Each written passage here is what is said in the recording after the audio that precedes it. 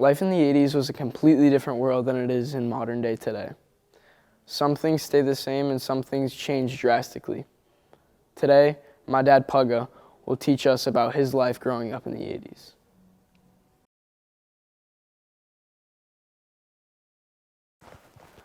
So Dad, what year were you born and how was growing up in that time? I was born in 1968, and growing up during that time as I got to adolescent years was really, really cool because our neighborhood, I grew up on Long Pond Drive in Harwich, was filled with kids. So we were able to just walk outside and there would be a kid outside and we'd find something to do. So there was no shortage of friends, that's for sure, and we had a really good time. So, how was growing up on the Cape in the 80s? Growing up on the Cape in the 80s was really awesome. We had no technology, no internet, no cell phones. If you wanted to make a plan with a friend, you'd have to call them on a landline. Many of my friends didn't have even an answering machine, so we'd have to leave a message with their parents and say, "Hey, Sean, I'm gonna come pick you up at 7 o'clock tonight." And they'd leave the message, and if you didn't hear from your friend, you showed up at his house at 7 o'clock. So it was a lot different, but very simple. What were some of your favorite hobbies growing up in the Cape? My favorite hobbies, I had many hobbies. My favorites by far were, I used to ride BMX bikes, and I actually started building them at a young age as well. I loved weightlifting. I was involved in weightlifting at a young age, 12 to 14 years old.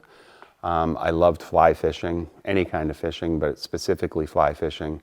I actually tied my own flies and caught fish with them. I also played hockey and baseball, which I enjoyed very much. I ended up playing baseball in college. And I liked anything outdoors, really. And at such a young age, what was it like being a bodybuilder at that time?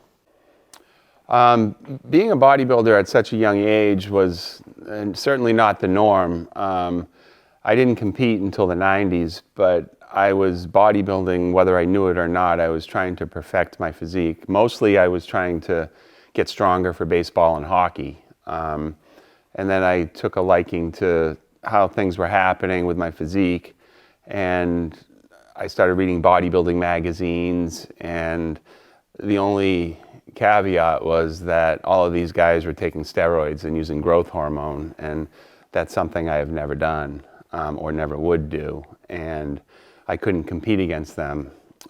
So then as I got into college, I kept getting asked, "Are you a bodybuilder? Are you a bodybuilder?" And I said, "No, I'm a pitcher." And people would laugh at me and say, "Well, you look like a bodybuilder." And so once I graduated from college, I was done competing. I had been competitive in baseball and hockey all through from the time I was 6 years old, and then all of a sudden it was all over.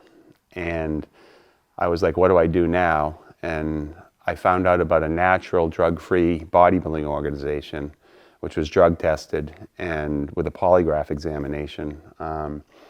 And so I got involved in that, and I did really well. And I did that all through the 90s.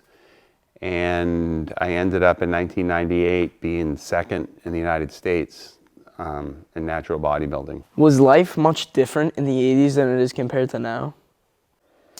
Growing up in the 80s, we had a lot of freedom. We'd ride our bikes everywhere. We'd just jump out the door, grab our bike, go to a pond, go to the beach, go to a pizza place.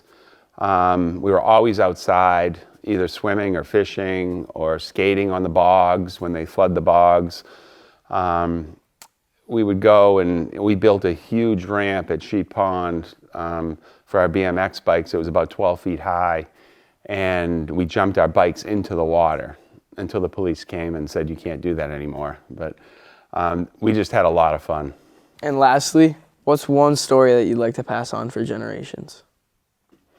I have many stories from the 80s, but the one that sticks in my mind, and I have told many times to my sons and other people, two of my friends, Glenn and Chris, who I went to school with, we were all into fly fishing. And we used to have a librarian, Mr. Goldstein. And back then we didn't have computers at school. So we had catalogs of old magazines, and they were cataloged by the year. And our librarian would let us go through all the back issues. So we chose Field and Stream. And we started reading articles, and we read about a place in Pittsburgh, New Hampshire. Fly fishing was great in June. So we planned a trip a year in advance, and we worked all summer, saved money. And I had my driver's license, but my other two friends were in a grade below me. They didn't even have their license yet. And our parents let us go for 10 days. So we borrowed one of my friend, his mother's truck. We packed it up for 10 days, tents, food, fishing gear. And we got to the campsite. It was about 6.5 hours from here, from the Cape. And the woman at the front desk looked at us and she thought we were really young. Where are you from? We said, Cape Cod. What brought you here? We had the article in the magazine. We brought the magazine with us and said, we read this article. And she sort of smirked at us. And she said, come here, I want you to meet someone. So we went outside, and there was a gentleman on the grassy bank reading a book. And she said to him, these kids came all the way from the Cape to fish the Connecticut River. They read it in this Field and Stream, and it was the author of the article. And he got such a kick out of it that he took us fishing and showed us where to go on the river. And we had the best time that I can remember I've ever had with a group of friends. And 10 days, and of course we ran out of money. I had to call my father and say, you know, we had 2 days left and we had about $20 left between all of us, not even enough money for gas to get home. And he said, hey, Pugga, go under the floor mat, check under there. And he had left a $100 bill folded up under the floor mat. Of course, he knew we were going to run out of money. So that was a really good time. So, wrapping this up, life in the 80s was a much different day than it is today. It was much, you could say, better, but it has its pros and cons, and so does this day. So I would say life in the 80s was definitely a cool time to be alive.